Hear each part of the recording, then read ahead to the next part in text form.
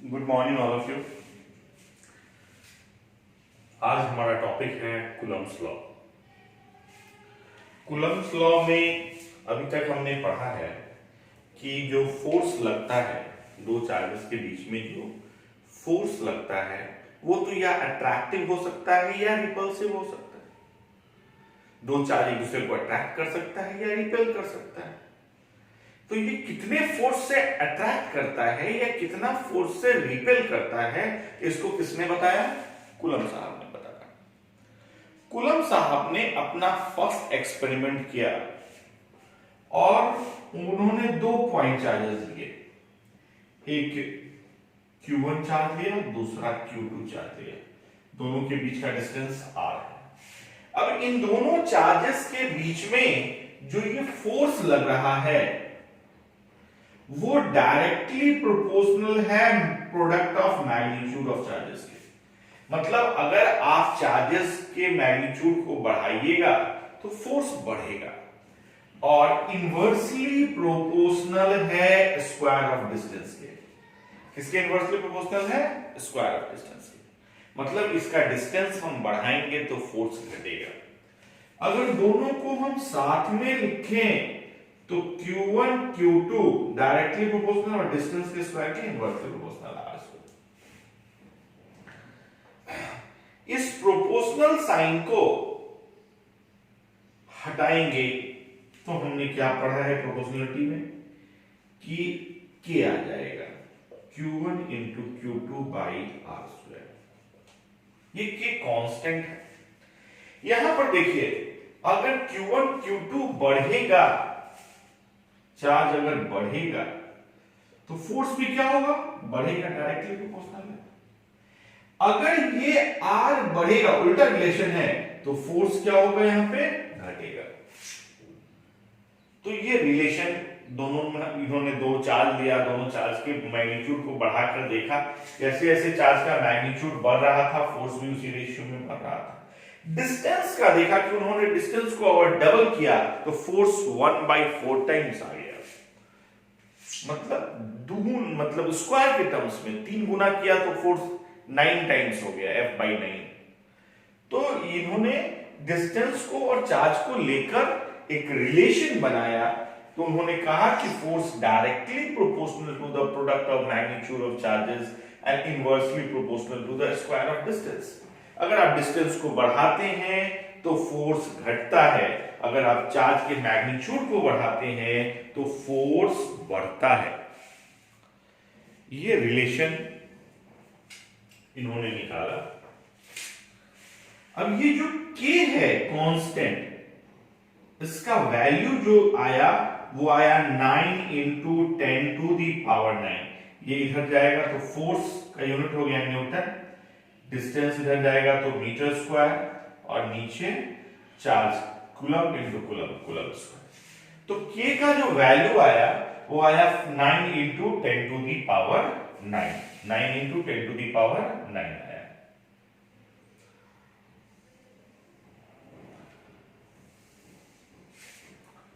अब ये K किसके बराबर होता है? K क्या है?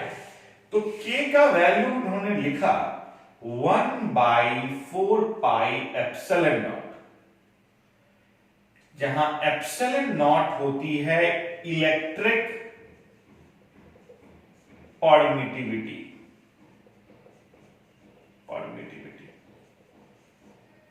Of free space.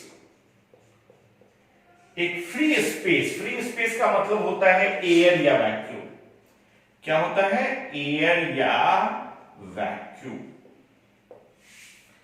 तो फ्री स्पेस के लिए एप्सिलॉन नॉट लेते हैं। मतलब दो चार्जेस के बीच में फ्री स्पेस में जो फोर्स लगेगा वो होगा 1/4 pi epsilon naught Q1 into Q2 by R square.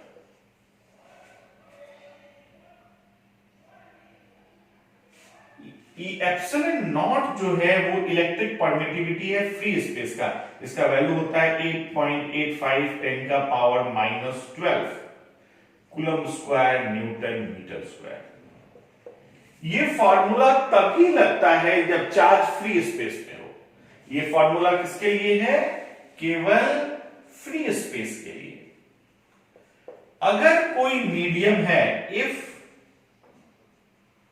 To charges are kept in other medium, other medium कहने का मतलब है फ्री स्पेस नहीं है, एयर या वैक्यूम नहीं है। अगर किसी मीडियम में आप डालते हैं तो 1/4 यहां एप्सिलॉन नॉट नहीं होगा, यहां एप्सिलॉन होगा, किसी मीडियम की परमिटिविटी होगी जिस मीडियम में आपने डाला, Q1 into Q2/R²। तो अगर आप मीडियम चेंज करते हैं तो उसके साथ फोर्स भी चेंज करता है। तो मीडियम को कौन एक्सप्लेन करता है? ये एप्सिलॉन। इस एप्सिलॉन को बोलते हैं इलेक्ट्रिक परमिटिविटी। इस एप्सिलॉन को क्या बोलते हैं? Electric permittivity. तो फ्री स्पेस के लिए कूलम्ब्स लॉ, दो चार्जेस के बीच का फोर्स ये हो गया, और किसी मीडियम के लिए दो चार्जेस के बीच का फोर्स ये हो गया 1/4 एप्सिलॉन Q1 into Q2/R²। अगर किसी मीडियम में आपने डाला तो ये एप्सिलॉन जो हमने लिया ये क्या है? ये एप्सिलॉन नॉट जो हमने लिया ये इलेक्ट्रिक परमिटिविटी है। इलेक्ट्रिक परमिटिविटी ये किसको एक्सप्लेन करता है? ये किसी मीडियम की प्रॉपर्टी को एक्सप्लेन करता है। मतलब दो ही चार्ज को सेम डिस्टेंस में अलग अलग मीडियम में रखें तो फोर्स अलग अलग लगेगा, फोर्स अलग अलग लगेगा। दो सेम चार्ज को सेम डिस्टेंस में अलग अलग मीडियम में रखें तो फोर्स अलग अलग लगेगा। क्यों अलग अलग लगेगा? क्योंकि हर एक मीडियम की इलेक्ट्रिक परमिटिविटी अलग अलग होती है। तो इलेक्ट्रिक परमिटिविटी क्या हो गया? यह किसी भी मीडियम की वह प्रॉपर्टी है जो दो चार्जेस के बीच में लगने वाले फोर्स को डिफाइन करती है, एक्सप्लेन करती है। तो इलेक्ट्रिक परमिटिविटी क्या है? It is a property of a medium which decide the force between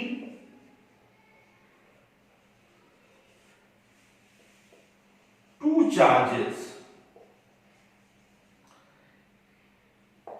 ये किसी भी मीडियम की वह प्रॉपर्टी है, it is the property of a medium which decide the force between two charges. दो चार्जेस के बीच में लगने वाले फोर्स को ये एक्सप्लेन करती है। इलेक्ट्रिक परमिटिविटी एप्सिलॉन क्या होगा? अगर यहां से देखें तो 1/4 इस एप्सिलॉन को इधर भेज दिया, एफ को इधर बुला लिया, एफ Q1 into Q2/R²। तो एप्सिलॉन क्या है यहां पे?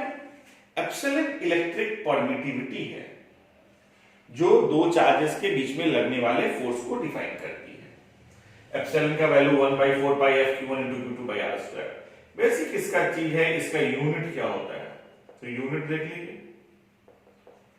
चार्ज है, चार्ज का यूनिट क्या होगा? कूलम। दूसरा भी चार्ज है, इसका यूनिट क्या होगा? कूलम।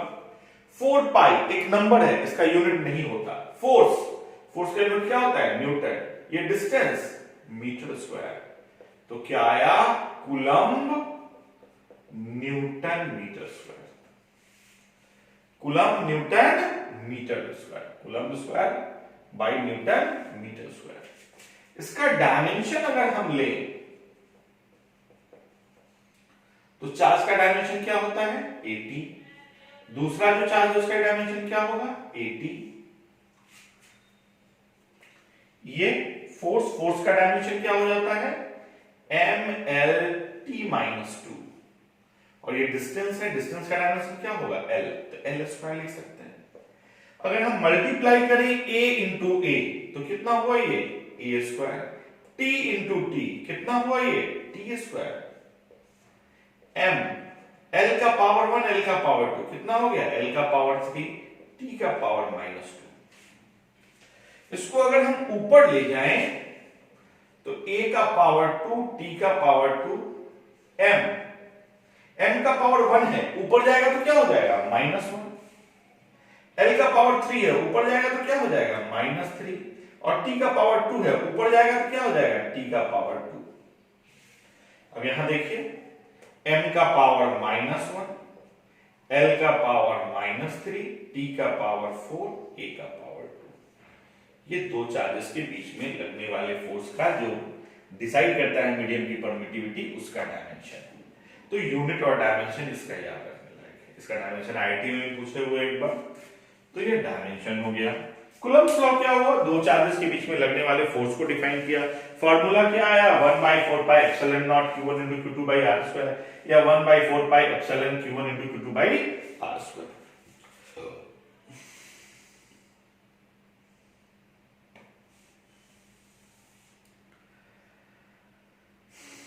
समझ में आया होगा ये।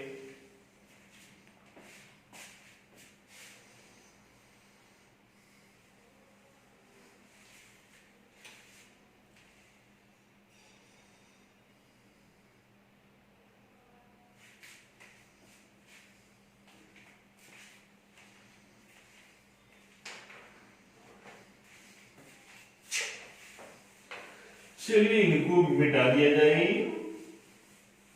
और फिर आगे बढ़ा जाएगा।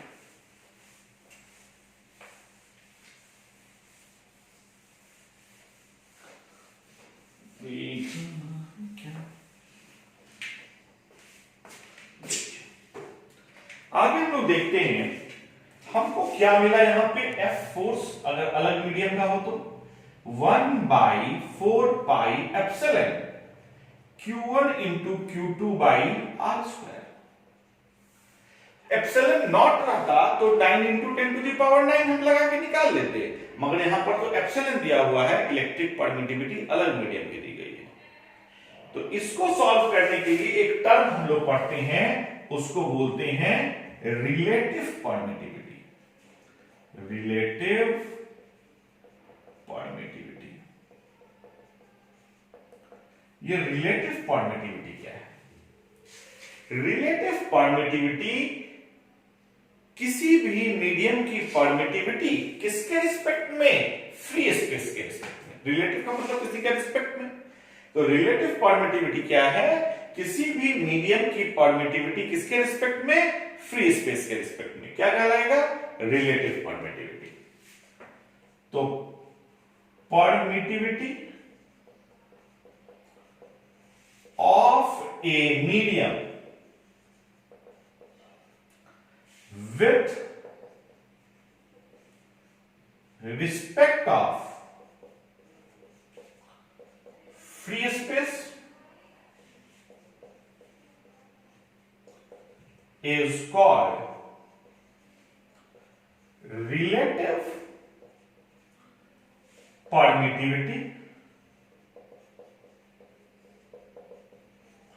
or permittivity of a medium with respect of free space is called relative permittivity, और इसका एक और नाम है डाइइलेक्ट्रिक कांस्टेंट। इसको हम और एक्सप्लेन करेंगे जब हम डाइइलेक्ट्रिक पढ़ेंगे। एक टॉपिक है डाइइलेक्ट्रिक कांस्टेंट।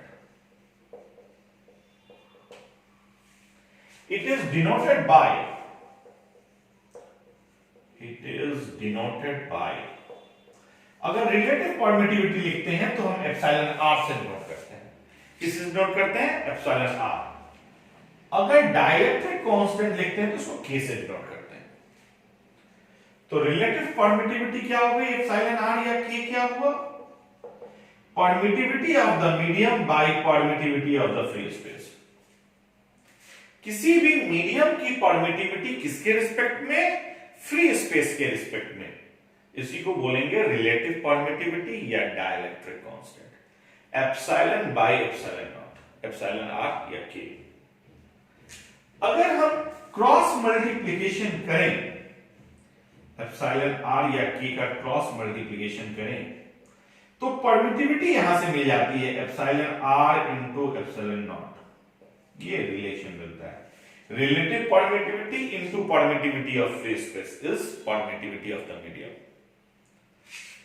अगर हम दो चार्जेस लेते हैं, एक Q1 चार्ज हमने लिया, एक हमने Q2 चार्ज लिया, r डिस्टेंस पे हमने इसको फ्री स्पेस में रखा।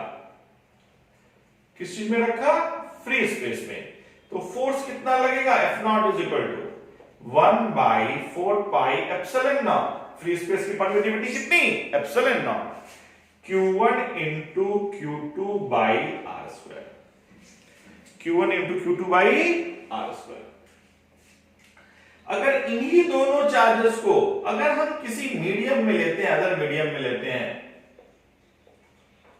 किसी मीडियम में हमने लिया जिसकी परमिटिविटी एप्सिलॉन है और रिलेटिव परमिटिविटी एप्सिलॉन आर है।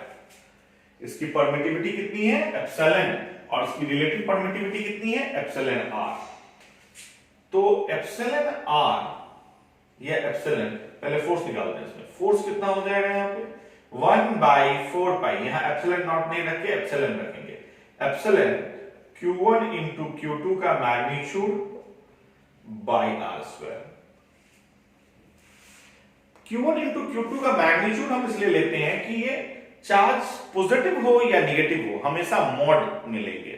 फोर्स निगेटिव नहीं होगा इसमें।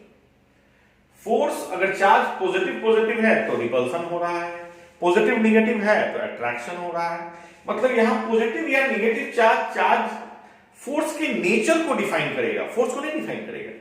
फोर्स अट्रैक्टिव होगा या रिपल्सिव होगा, ये चार्ज पॉजिटिव या निगेटिव डिफाइन करेगा।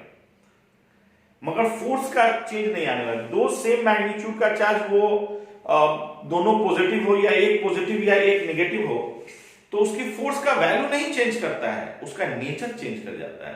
दोनों पॉजिटिव है तो रिपल्सन होगा, एक पॉजिटिव है एक निगेटिव है तो अट्रैक्शन होगा। यहां पर अट्रैक्टिव फोर्स और रिपल्सिव फोर्स बराबर होगा।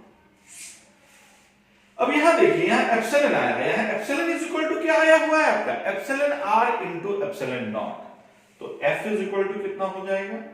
यहां ये वैल्यू हम डाल देते हैं, epsilon R into epsilon naught, Q1 into Q2 by R square. अब अगर हम एप्सिलॉन नॉट को बाहर ले लें तो एप्सिलॉन आर को बाहर ले लें तो 4 pi epsilon naught Q1 into Q2 by R square. 1/4 pi epsilon naught Q1 into Q2 by R square. यहां क्या है? दो चार्जेस के बीच में लगने वाला फोर्स, किस मीडियम में? फ्री स्पेस में। तो F is equal to F naught epsilon R. Epsilon R को K भी लिख सकते हैं, F नॉट बाई K। एक रिलेशन क्या है यहां से? K is equal to F naught by F। मतलब अगर आप दो चार्जेस को किसी फ्री स्पेस में डालो और किसी मीडियम में डालो, दोनों के बीच का जो फोर्स का रेशियो होगा वो डाइलेक्ट्रिक कांस्टेंट या रिलेटिव परमिटिविटी के बराबर होगा। या F is equal to F naught by K। अगर आप किसी मीडियम में डाल दिए तो force K times 1/K times हो जाएगा उसका। दो चार्जेस अगर फ्री स्पेस में रखे गए हों, अगर फोर्स 100 न्यूटन लग रहा है, अगर किसी मीडियम में डाल दिए, उसका डाइलेक्ट्रिक कांस्टेंट 10 है, तो उस मीडियम में कितना फोर्स लगेगा? 100/10, मतलब 10 न्यूटन का फोर्स लगेगा। फोर्स घट जाएगा, फोर्स क्या होगा यहां पे? घट जाएगा। तो ये डाइलेक्ट्रिक कांस्टेंट है कि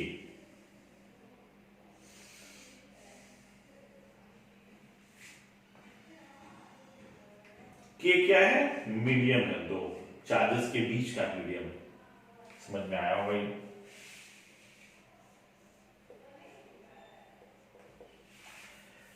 अगर दो चार्जेस को हमने फ्री स्पेस में रखा या किसी मीडियम में रखा जिसका डाइलेक्ट्रिक कांस्टेंट K है, Q1 है Q2 है, दो चार्जेस हैं, दोनों चार्जेस को हमने एक मीडियम डाल दिया यहां पे अलग, जिसका डाइलेक्ट्रिक कांस्टेंट कितना है? K है। दोनों के बीच की दूरी कितनी है? R। तो फोर्स कितना लग रहा होगा? 1/4 pi epsilon Q1 into Q2 by R square. या अगर हम इससे लें तो फोर्स कितना लग रहा होगा? F naught by K। कितना फोर्स लग रहा होगा? F naught by K।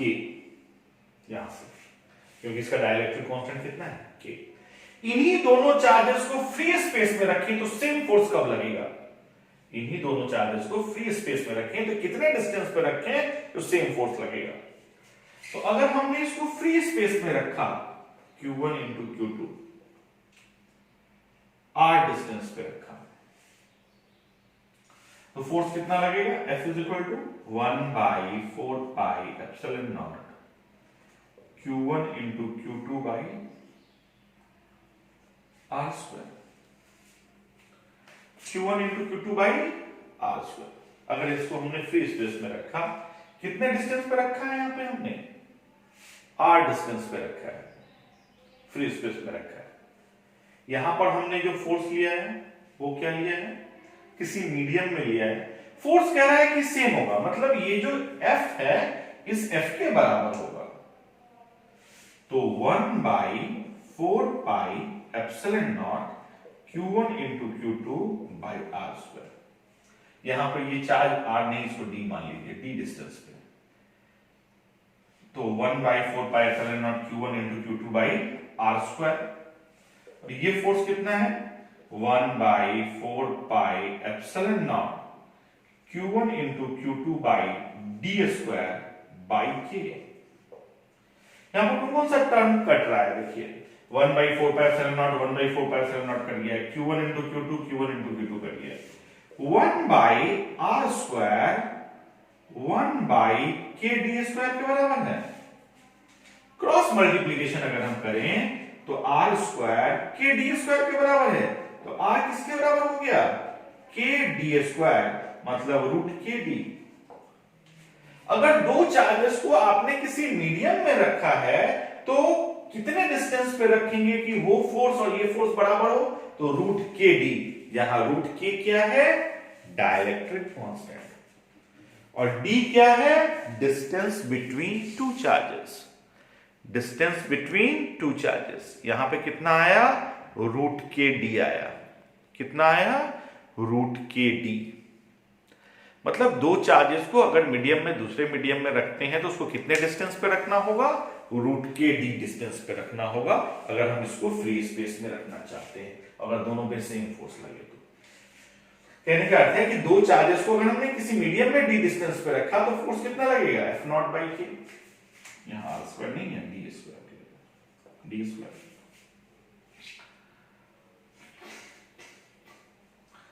अगर ये f के टर्म में लिखते हैं तो 1/4 pi epsilon naught Q1 into Q2 by d square by k हो जाएगा।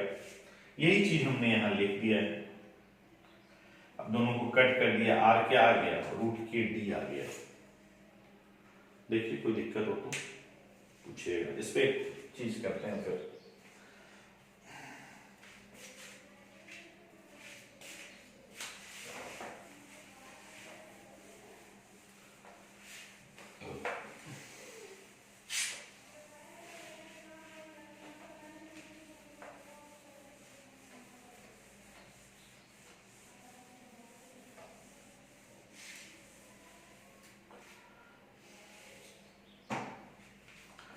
अगर दो चार्जेस हमने लिया, एक Q1 चार्ज लिया, एक Q2 चार्ज लिया, इसका हाफ डिस्टेंस एक अलग मीडियम से भरा हुआ है और हाफ डिस्टेंस एक अलग मीडियम से भरा हुआ है। ये जो है वो है K1 डाइलेक्ट्रिक कांस्टेंट, ये जो है वो है K2। ये डिस्टेंस d है, ये भी डिस्टेंस d है। अब जो फोर्स लगेगा वो K1 होगा, K2 होगा। अब डिस्टेंस अगर हम लें, अगर फ्री स्पेस के रिस्पेक्ट में हम डिस्टेंस लें तो ये डिस्टेंस कितना हो जाएगा, रूट K1d, और ये डिस्टेंस कितना हो जाएगा, रूट K2d। अगर दोनों चार्जेस के बीच का फोर्स हमको कैलकुलेट करना है तो F is equal to 1/4 pi epsilon naught Q1 into Q2। इन दोनों के बीच का डिस्टेंस कितना हो गया, root K1d plus root K2d का होल स्क्वायर। ये डिस्टेंस है।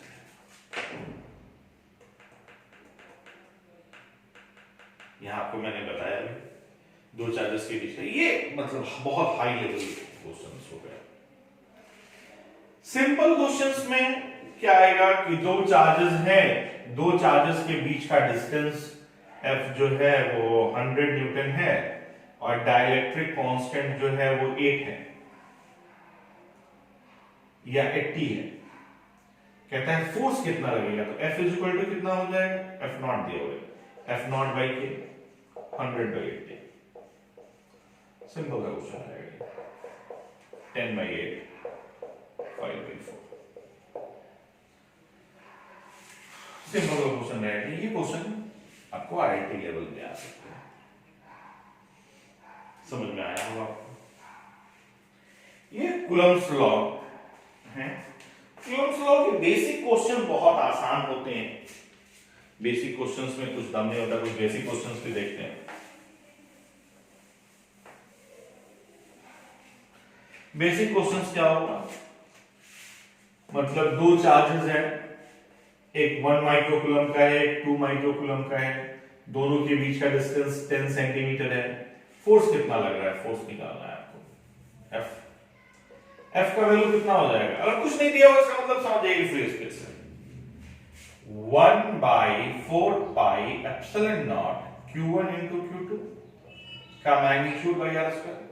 1 बाई 4 पाई एप्सिलॉन नॉट का वैल्यू कितना, 9 into 10 to the power 9। Q1 का वैल्यू कितना है, 1 इंटू 10 का पावर माइनस 6। Q2 का वैल्यू कितना है, 2 इंटू 10 का पावर माइनस 6। और दोनों के बीच का डिस्टेंस यहां पे 10 सेंटीमीटर है, तो 10 बाई 100 का स्क्वायर आप कर सकते हैं। तो इससे ये कट हो गया, 9 टू जा 18, 10 टू दी पावर 9 माइनस 6, 1 का स्क्वायर, 10 का पावर 2 ऊपर चला गया, तो 18 10 का पावर माइनस 3 10 का पावर 2 और 1 का स्क्वायर कितना होगा 1, 18 इंटू 10 का पावर माइनस 1, 10 का power 1.8 Newton. Simple simple question रहता है। क्या होगा, अट्रैक्टिव फोर्स होगा, रिपल्सिव होगा, दोनों पॉजिटिव है, रिपल्सिव होगा, दोनों अगर निगेटिव रहता तो रिपल्सिव होता, एक पॉजिटिव एक निगेटिव रहता तो अट्रैक्टिव होता, मगर फोर्स का वैल्यू चेंज नहीं करता, फोर्स का वैल्यू यही होता।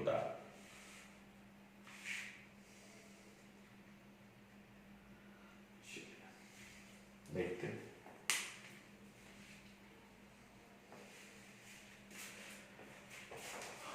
अब देखते हैं Coulomb's law in vector form क्या है। Coulomb's law in vector form, क्योंकि फोर्स एक वेक्टर क्वांटिटी है, फोर्स एक वेक्टर क्वांटिटी है, तो basic Coulomb's law in vector form क्या होगा। तो देखते हैं Coulomb's law in vector form.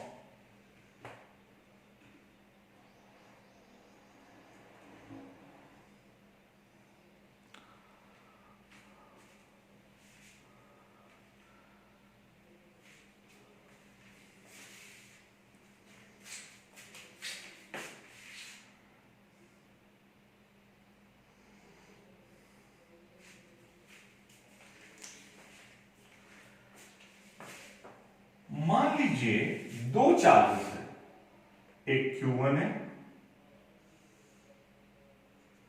एक Q2 है।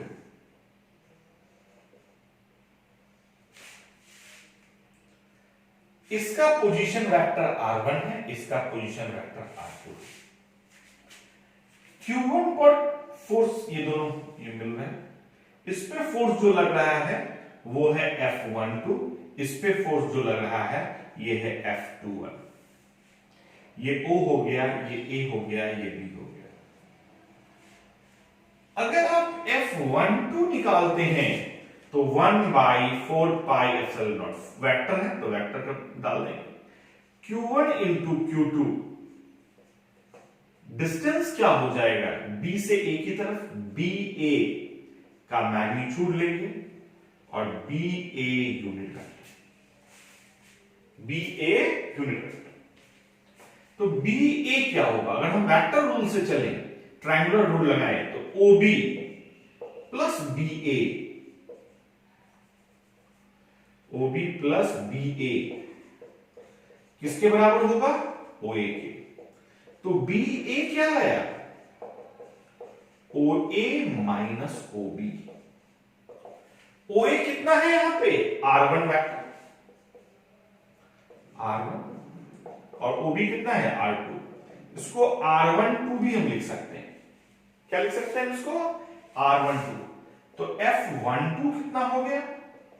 1/4πε0 Q1 इंटू Q2। डिस्टेंस कितना हुआ? R12 के मैग्नीट्यूड का स्क्वायर, R12 यूनिट, R12 के मैग्नीट्यूड का स्क्वायर, R12 यूनिट वेक्टर। मतलब Q1 पर फोर्स लग रहा है Q2 के द्वारा, इतना।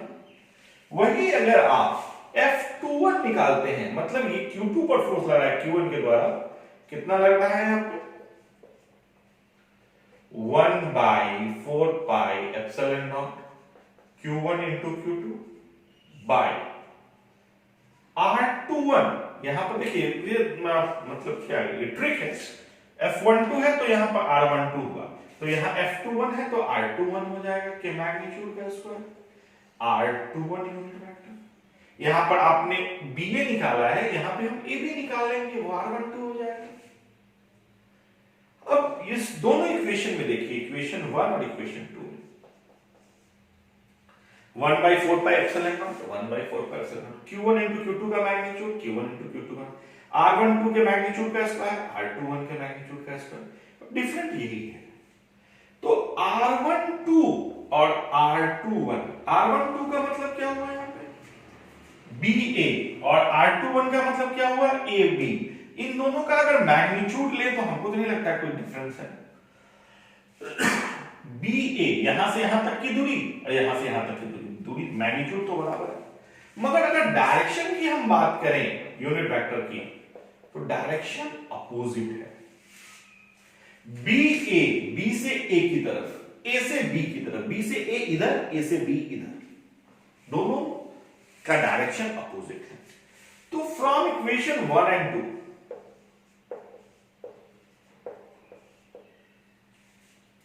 One by four pi epsilon not 1 Q1 into Q2, Q1 into Q2, R12 का स्क्वायर, R21 का square, R12 unit vector, R21 unit vector.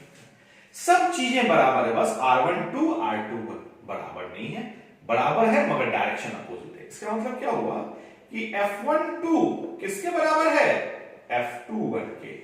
मतलब Q1 पर जो Q2 के द्वारा फोर्स लगाया जा रहा है, Q2 पर भी Q1 के द्वारा सेम फोर्स लगाया जा रहा है, मगर दोनों का डायरेक्शन क्या है? अपोजिट है।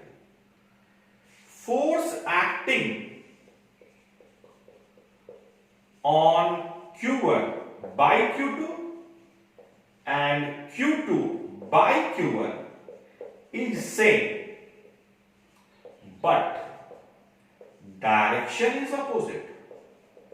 Direction is opposite. मतलब 1 जितना 2 पे फोर्स लगा रहा है, 2 भी उतना 1 पे फोर्स लगा रहा है, मगर दोनों का डायरेक्शन अपोजिट है। एक जितना 2 पे लगा रहा है, 2 उतना ही 1 पे लगा रहा है, मगर दोनों का डायरेक्शन अपोजिट है। ये कौन सा लॉ है? न्यूटन्स थर्ड लॉ है। मतलब ये कौन से लॉ को फॉलो कर रहा है? Coulomb's law. Coulomb's law Newton's third law को फॉलो कर रहा है। इसको प्रूफ करने के लिए पूछ देता है, how Coulomb's law follow Newton's third law of motion. तो यहां पर आपको क्या मिल रहा है कि Coulomb's law follow Newton's third law of motion. Newton's के थर्ड लॉ को फॉलो करता है। किसको फॉलो कर रहा है? न्यूटन के थर्ड लॉ। तो Coulomb's law follow Newton's third law of motion. यहां से थर्ड लॉ को फॉलो कर रहा है। चलिए, समझ में आया होगा Coulomb's law in vector form. Q1 जितना Q2 पे फोर्स लगाता है, Q2 उतना ही Q1 पे फोर्स लगाता है, बस डायरेक्शन अपोजिट होता है। ये डायरेक्शन अपोजिट होता है, इसका मतलब हम जितना दीवार को धकेल रहे हैं, दीवार भी हमको उतना ही धकेल रहा है। ये कौन सा लॉ है? Newton's third law. तो जितना Q1 Q2 पर फोर्स लगा रहा है, Q2 उतना ही Q1 पर फोर्स लगा रहा है, दोनों सेम मैग्नीट्यूड का फोर्स लगा रहा है, बस डायरेक्शन अपोजिट। तो ये कूलम्ब्स लॉ आपका हो गया। Coulomb's law in vector form भी हो गया। इलेक्ट्रिक परमिटिविटी, डाइलेक्ट्रिक कांस्टेंट, ये सारे टर्म्स हम लोगों ने एक्सप्लेन किए इसमें।